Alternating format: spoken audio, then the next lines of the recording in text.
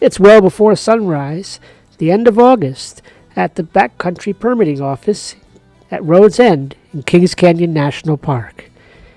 It's still quota season, and that means there are only a very limited number of permits given to people that want to take backpacking trips into the backcountry. So it's vital to get there early and be first in line. For Andy and myself, this is a return visit to the Rae Lakes region, but for Steve and Mark, this is not only their first time, but their first backpacking trip, and we want it to be a success.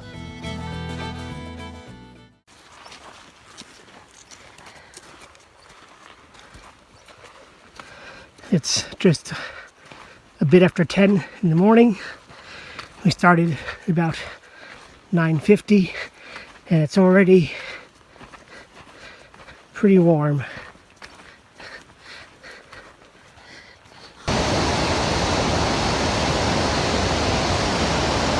We don't think Mist Falls is too far away. Oh, that's violent water. Our backs are saying it's right around the corner. The map says something else.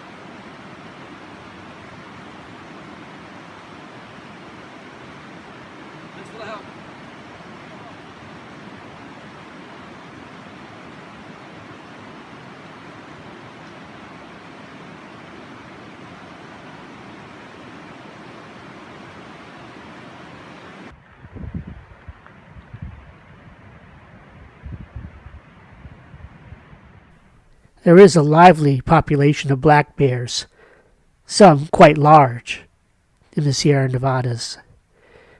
Because of this, backpackers have to use bear canisters to store our food.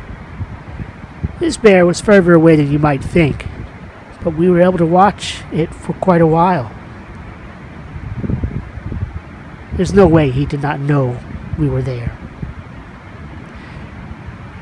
A few days later in the trip, first Andy and Mark, and then a few minutes later Steve and I would be far, far closer to a bear than any of us, especially Mark, would want to be.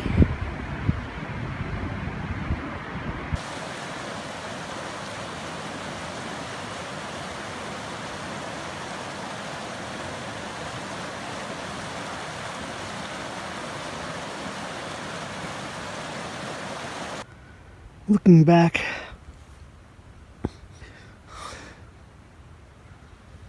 and up over that saddle around the bend, maybe as little as a quarter mile, as much as 4/10 of a mile away, is Dollar Lake.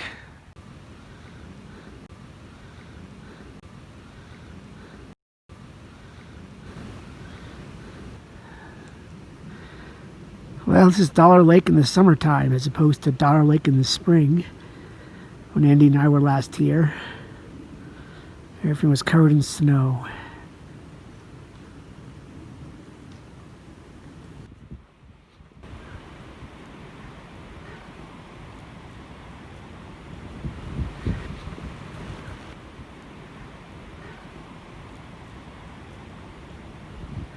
It's cooling off rapidly as the sun sets. I know my thermometer said 70, but that was when the air is still. When this breeze blows, it really, you feel it.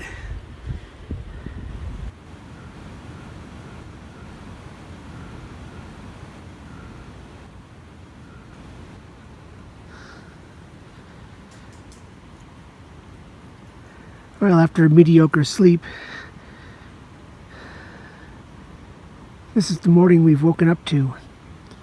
It was in the low mid 40s when I got up.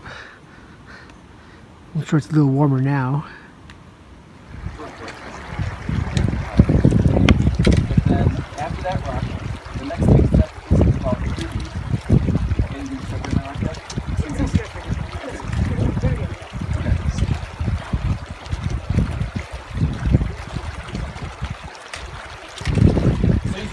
so that's his next big stable dry rock. So you think from here he's going to have to go to the water? I don't know. What do you think about it? Because once he gets where you are, he's not going to be able to make that long stride like you're about to do. There's two big ones. So I think he's going to have to go through the shallowest of the nasty stuff. That's sloped too much. I think he's just going to have to get into the water there. Well, not right here, though. I want you to get the water over on that side. Be careful, Ken. That rock is sloped down. The one you're standing on. And there's a pretty big stable rock about 2 steps in. Left foot's on a good rock. All right. Keep going straight. We'll get the rocks a little bit higher. And then Okay, if you keep going straight, you're going to go deeper there, Ken, as opposed to if you go to the right. Okay, just keep going straight. If you're okay with that, you can make it. And then you're on some higher rocks now. Well, this part wasn't swimming. The other part was. All right. All right.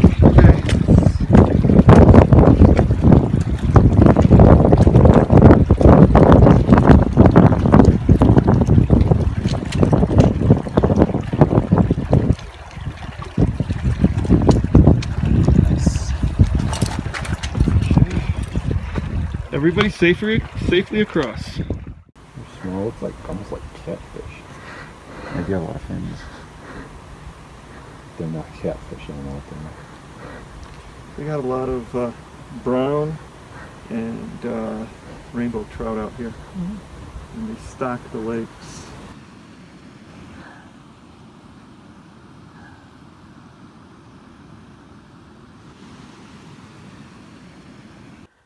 Entering the Rae Lakes basin, I believe.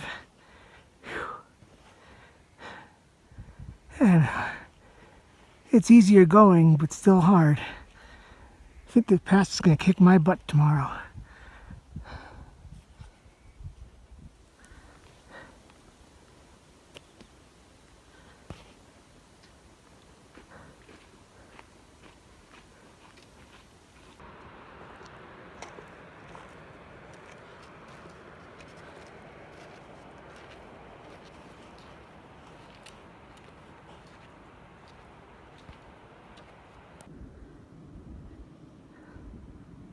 One of the lakes in the Rae Lakes basin. And yes, that is snow out there.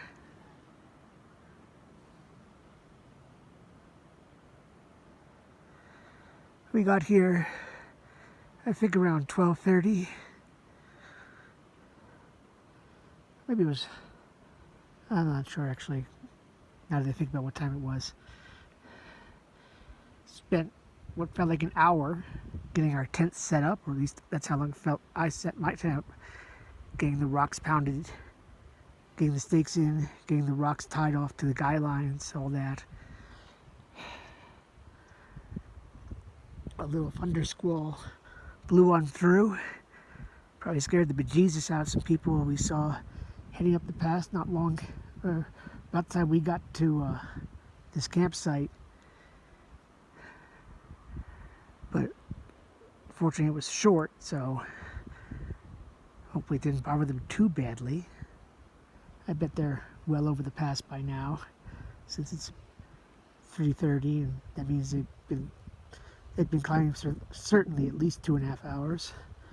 And strong hikers will no doubt do the pass in 2 hours or less. I think tomorrow we'll be fortunate to do it in 3, and I don't think 4 is out of the question.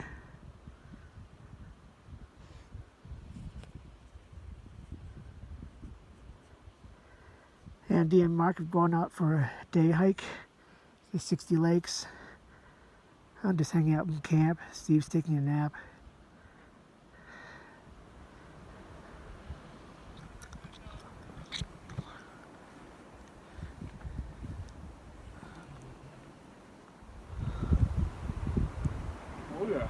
especially getting this because my memories, you know, okay.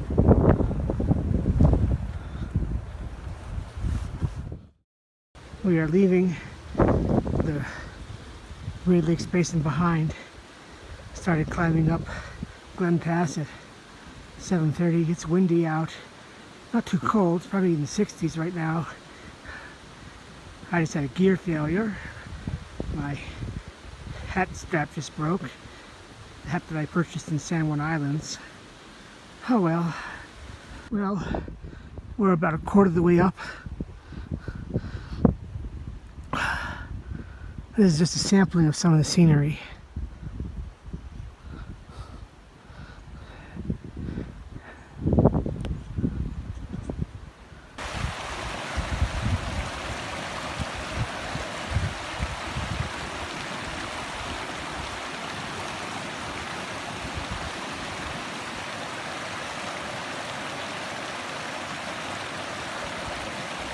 More to the left. That's it. That's the way.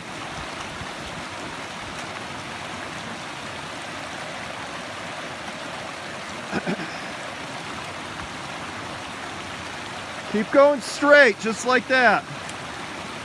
There's wet rocks, but they're not deep.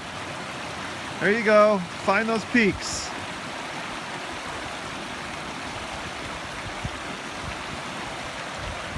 More to the right. Yep. Higher on that rock. There you go.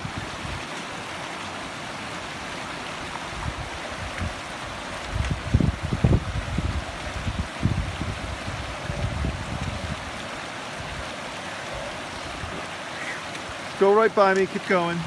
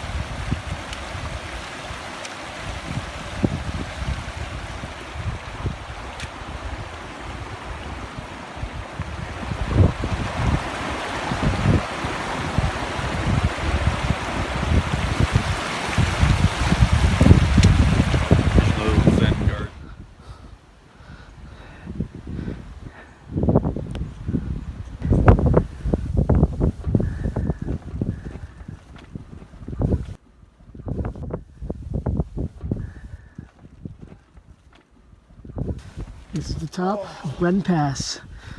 Took about 3 hours, 20 minutes to get here for me. It's a little chilly with the wind. And the other side of Glen Pass.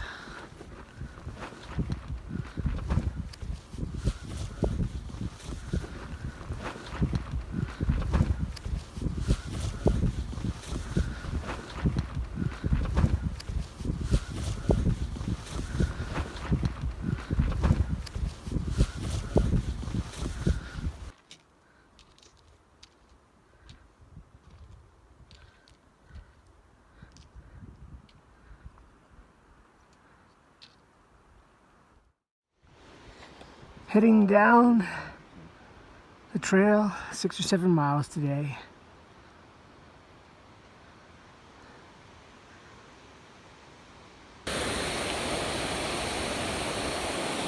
The raging water down there is Bub's Creek.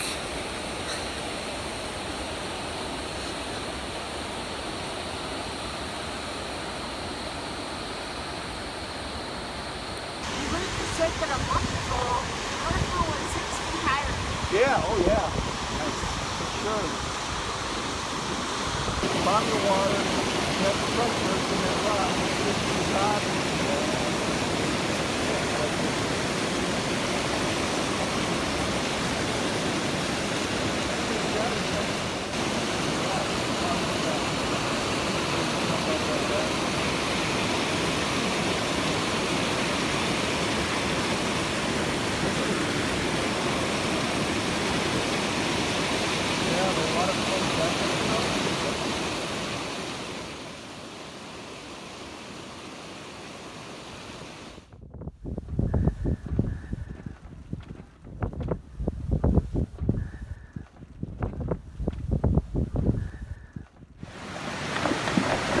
not everybody wants to carry all their own gear and backpack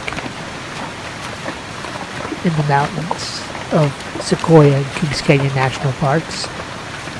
Some people choose to get their gear hauled in by horse packers who set up the camp for them.